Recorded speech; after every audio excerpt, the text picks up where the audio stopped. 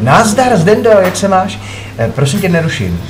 Slyšel jsem, že se v lednu sejdeme na plese jako Brno. Je to pravda? No to je jasný, že tam budu, kamarádíčku. To sypíš?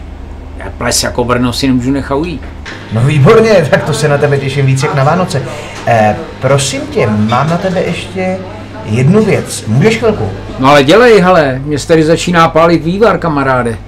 Já jsem dostal takovou nabídku, zvláštní, ale dobře placenou.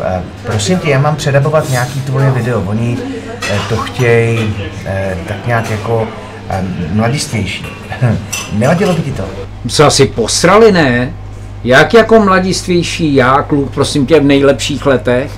Ale musíš s sebou hodit, kámo, protože my neděláme jenom jedno jídlo, víš? To není jako u vás v televizi.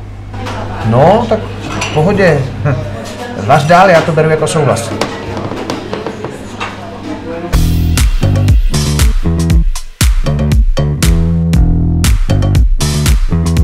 Ty vole, co je tohle za kravinu?